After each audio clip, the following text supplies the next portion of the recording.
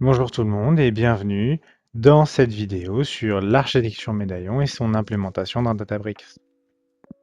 On commencera par regarder ensemble ce qu'est l'architecture médaillon, puis on ira sur Databricks mettre en place cette architecture avec des lectures et écritures de données, des transformations simples et aussi l'interopérabilité des cellules d'un notebook avec différents langages. Juste avant de rentrer dans l'explication, je vais essayer à travers des cas concrets et des cas imagés de vous transmettre ce qui est, à mon sens, la maîtrise d'une notion, c'est-à-dire avoir toutes les clés nécessaires et toutes les connaissances nécessaires pour pouvoir appliquer avec agilité cette notion dans différents cas d'usage. Pour alimenter notre architecture médaillon, nous allons d'abord parler source de données. Je vais à chaque fois imager une source de données par rapport à un cas concret réel. Notre premier cas concret réel, un fichier qui arrive en batch, par exemple un fichier parquet que nous recevrons tous les matins et que nous devrons traiter et stocker. Ce fichier parquet, on va connaître d'avance les colonnes qui le composent, le typage et son volume. L'idée, c'est d'aller ingérer ce fichier avec efficacité et efficience. On peut imaginer, si on est un restaurant, la livraison de patates. Tous les jours, à 6 heures du matin, on reçoit nos patates.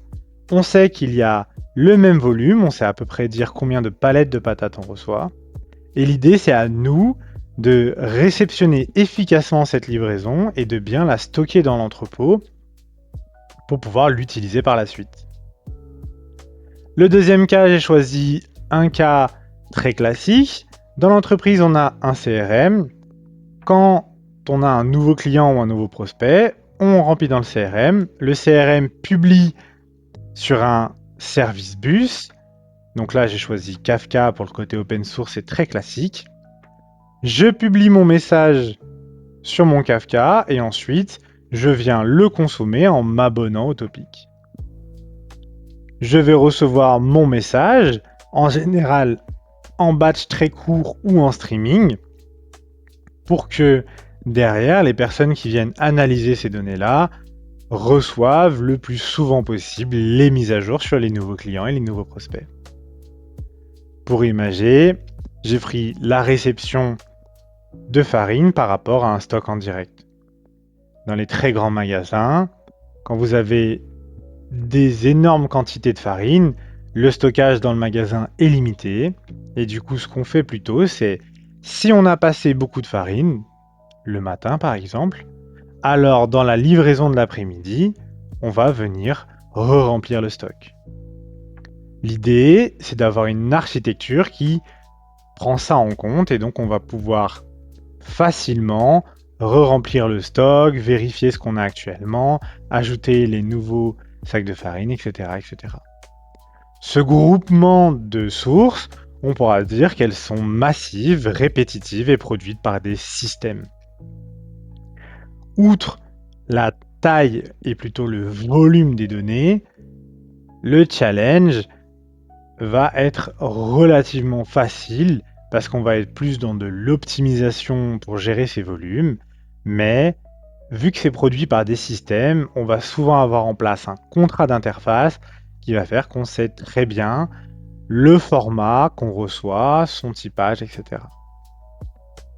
Maintenant, en deuxième catégorie de sources de données, j'ai choisi l'API. Un cas classique d'entreprise, c'est-à-dire mon produit de données a besoin d'avoir les données d'une API développée par un autre service dans l'entreprise. Cette API risque d'évoluer très vite. Bien sûr, on ne peut pas prendre en compte toutes les évolutions possibles. Mais dans Databricks comme dans d'autres outils, on peut mettre en place des choses malignes pour pouvoir anticiper certaines modifications. Si mon API, on peut rajouter des colonnes souvent, je vais par exemple mettre en place le schéma évolution pour pouvoir, quand une nouvelle colonne apparaît, la rajouter dans la table. Comme ça, tous les prochains appels API auront cette nouvelle colonne. J'ai comparé ça à un petit producteur de lait qui nous livre du lait en continu. Peut-être que pendant une semaine, on aura tout le temps des bouteilles de lait, mais peut-être que la semaine d'après, on aura des briques de lait. Ou peut-être que la semaine d'après, on aura des grandes bouteilles de lait. L'idée, c'est d'avoir une architecture à base d'étagères, mais qui soit capable de réceptionner différents formats de bouteilles de lait. Toujours là, l'idée, c'est de ne pas prévoir toutes les possibilités, mais de faire en sorte que notre architecture réponde au mieux à ces données. Et en parlant de données particulières, le cas classique, le fichier manuel. Dans mon entreprise, j'ai un fichier manuel qui a normalement beaucoup de valeur ajoutée, parce que sinon on n'essaierait pas d'intégrer ce fichier qui peut avoir beaucoup de problèmes, qui peut être difficile à gérer, qui va avoir souvent des colonnes qui bougent, les noms des colonnes qui bougent, des données manuelles qui peuvent poser facilement problème. Je pense à un cas très simple, mais si on a un CSV avec un point-virgule en séparateur, j'ai déjà vu des fautes de frappe où des personnes ont mis un point-virgule dans un nom de famille, ce qui casse forcément le CSV. On ne pourra pas, bien sûr, prendre en compte toutes les possibilités, mais il existe de plus en plus des façons très malignes de gérer la majorité des cas. On a par exemple, sur les stacks modernes, des flux avec des intelligences artificielles qui vont être capables de rectifier les erreurs manuelles simples. J'ai comparé ça à des fraises, parce que les fraises, toutes les couleurs, toutes les tailles, ça s'abîme très vite, il faut en faire très attention, et je trouvais que ça ressemblait, et surtout que les fraises, grande valeur ajoutée. Tout ça, on pourra le mettre dans la catégorie données métiers, irrégulières, à fiabiliser avant usage. Et toutes ces sources de données vont rentrer dans notre architecture médaillon, dans notre produit de données Databricks. Toutes ces sources iront donc dans notre couche bronze, avec comme objectif stocker la donnée brute telle qu'ingérée. Là, on a toutes nos sources, par exemple nos patates dans notre catalogue build, notre schéma bronze et notre table potatoes row. Nos fraises, pareil dans la même structure de catalogue schéma table, mais peut-être avec une étiquette en plus sur la barquette pour noter à quel moment est réellement arrivé dans l'entrepôt de stockage notre barquette de fraises. Dans la réalité, on serait sur l'ajout d'une colonne de métadonnées, date de stockage. Cet ajout de colonne ne vient pas altérer les données, elle vient juste rajouter des informations pour l'aide à l'audit par exemple ou pour les couches d'après. On va avoir pour le CRM notre premier topic 1 stocké en table. On va stocker chaque topic dans une table bronze, mais on ne va pas traiter les éléments, les messages à l'intérieur d'un topic. Notre API sera stocké dans Build Bronze API Customer Row de façon classique. Bien sûr, je n'ai pas donné l'exhaustivité de tous les exemples qu'on peut faire, l'idée c'est d'avoir le concept. Et en parlant de concept, j'espère que quelque chose vous a sauté aux yeux. Build Bronze Strawberry Brut, ce ne sont que des recommandations, mais l'idéal c'est quand même d'avoir une norme de nommage pour que tout le monde puisse s'y retrouver, que ce soit les personnes qui développent, mais aussi les personnes qui ont accès aux données. Si dans la majorité de mes tables, j'ai tiré du 8 row pour indiquer que ce sont des données brutes, alors sûrement que ma table Build Bronze Strawberry Brut, je vais avoir l'envie de l'appeler Strawberry Raw.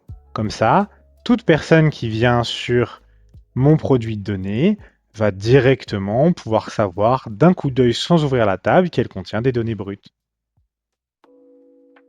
Hop là! Et maintenant, on a vraiment cette unicité visuelle et cette capacité à comprendre ce que contient la table, même sans avoir besoin de l'ouvrir. Notre couche Silver. L'objectif est de nettoyer, standardiser et structurer. On va aussi pouvoir dire mettre en cohérence les données. Si j'ai mes patates dans ma potatoes row. Je vais vouloir trier les patates abîmées.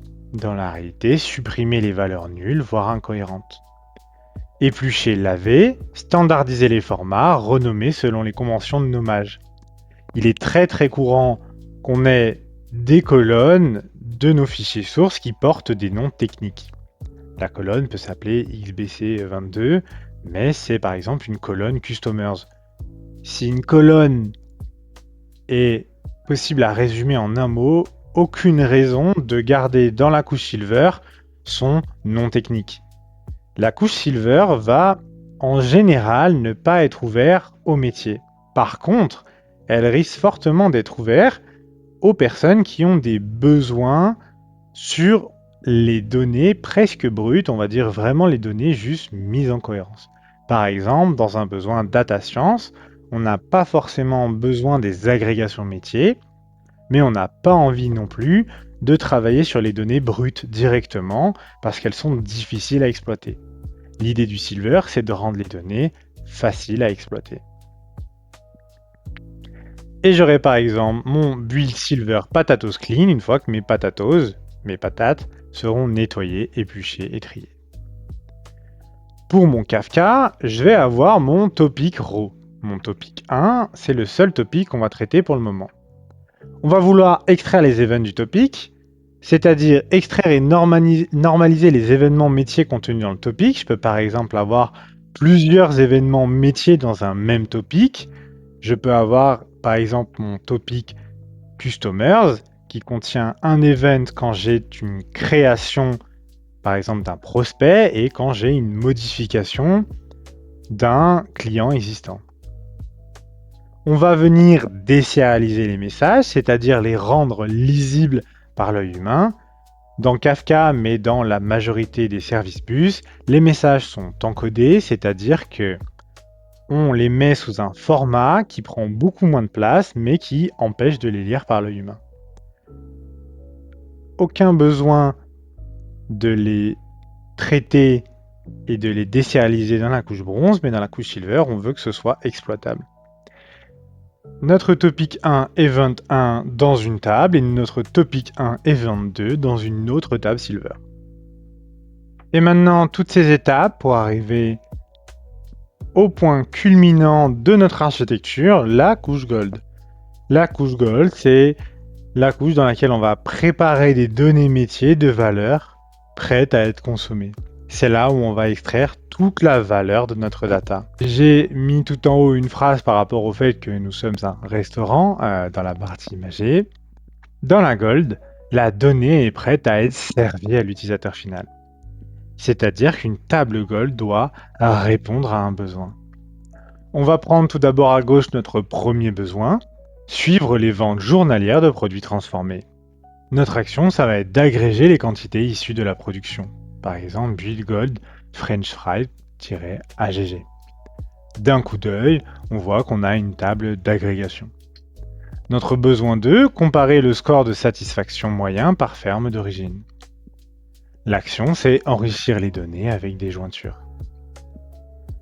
On aurait par exemple une table build gold potato farm satisfaction qui ferait qu'on aurait directement une idée selon d'où proviennent les patates, si ça a un impact sur la satisfaction client lors de leur consommation. Et on va faire une petite synthèse de tout ça. L'idée de cette slide, c'est de ne pas la parcourir. J'ai fait exprès de mettre beaucoup de texte. Vous pourrez la retrouver dans mon GitHub, mais c'est d'avoir une cheat sheet qui rappelle toutes les étapes avec les exemples qu'on a pris juste avant. Maintenant, nous allons passer à la pratique, parce que c'est le plus important, c'est d'essayer soi-même et de pouvoir pratiquer. Nous voilà dans l'interface de Databricks. Nous sommes toujours dans la free edition de Databricks qui permettra à toute personne gratuitement de pouvoir utiliser le notebook Architecture Médaillon que j'ai fait pour vous et que je mettrai à disposition dans mon GitHub. Une fois le notebook téléchargé, vous pourrez l'importer avec File Import. J'ai utilisé l'état mis à disposition par Databricks, ce qui permettra que quand le notebook sera dans votre workspace, qu'il fonctionne exactement comme dans le mien. Nous allons tout d'abord commencer par créer nos schémas de notre architecture médaillon. Ici, on va faire simple. Dans le catalogue Workspace, on va créer en schéma et avec le nom de chacune des couches. On va utiliser pour ça du SQL, mais dans du Spark avec spark.sql qui va nous permettre d'exécuter du SQL. On a créé les schémas, maintenant on va passer à l'ingestion bronze. Mon notebook est en Python par défaut, on voit ça ici, ce qui veut dire que de base, chacune de mes cellules est en Python. Je vais, grâce à la commande magique, pouvoir utiliser du SQL dans mon notebook Python. Ici, tout simplement, je vais créer ma table Cell Franchise dans mon schéma bronze, dans mon catalogue Workspace, depuis les tables mises à disposition par Databricks, donc dans le catalogue Sample, le schéma Bakehouse et la table Cell Franchise. Si je veux faire la même chose en PySpark pour une autre table, la différence qu'on va avoir, c'est l'exécution lazy de PySpark. Toutes les opérations vont être en attente tant qu'une action n'a pas été effectuée. Par exemple ici, je vais lire ma table, c'est une opération, mais je ne demande pas une action. Ce qui veut dire que Spark va pouvoir aller me chercher les métadatas de la table, mais aucune action n'a été effectuée. Mon data frame DF Customer ne contient pas réellement les données. Par contre, quand je vais demander un display, un affichage de ma table, l'opération de lecture de la table va être effectuée, puis l'opération de l'affichage et l'action finale d'affichage. Je vais avoir ma table et on va pouvoir, grâce à l'affichage de Spark, pouvoir trier, pouvoir regarder les données, etc. Donc voilà, c'est des data frames assez interactifs qui sont agréables à utiliser. Et je vais écrire cette table avec le langage Spark, avec mon data frame où je fais un write au format delta et en mode override, c'est-à-dire que je remplace les données dans la table de destination par mon data frame ici. Attention, l'overwrite ne remplace que les données. Si les schémas sont différents, vous allez avoir une erreur. Si vous voulez aussi overwrite les schémas, il faudra faire un override schema. Save as table, catalogue, schéma, table. Toujours le classique. On va lancer ça. Et quand on utilise un serverless cluster ou un serverless warehouse, on va avoir des informations très claires sur l'exécution de nos queries, de nos actions. Donc là, on voit que ça a pris 2 secondes, que ça a lu 300 lignes et que ça a lu très peu de données. Les tables sont assez petites. En Silver, on va utiliser nos données de bronze et on va sélectionner seulement les colonnes qui nous intéressent. On va aussi imaginer que dans notre entreprise, on ait besoin de renommer ID client en Customer ID parce que c'est une norme mise en place. Donc on va sélectionner seulement les colonnes qu'on a besoin et on va avec with column rename renommer Customer ID en ID client. Et on va ensuite sauvegarder la table toujours dans le catalogue.schema.table. On va faire la même chose pour les 2 tables. Donc là, on aura construit notre couche Silver avec les 2 tables qui nous sont nécessaires pour répondre à notre besoin Gold. Notre besoin Gold, c'est une table qui permet d'avoir des informations sur les clients par franchise et par continent. On va importer les fonctions PySpark nécessaires qu'on aura besoin pour faire nos calculs et on va faire toutes les actions nécessaires pour tirer le maximum de valeur dans notre table Gold. Une fois la table Gold sauvegardée, on va venir l'appeler pour pouvoir l'utiliser. Là, j'ai décidé de faire un visuel Panda et Python avec Seaborn et Matplotlib pour montrer aussi qu'on peut utiliser du Panda très facilement. On va venir lire la table en PySpark et avec tout Panda, tout simplement mettre le dataframe PySpark en dataframe Panda. Mon objet DF est alors un dataframe Panda. On va ensuite faire un graphique avec tout cela pour pouvoir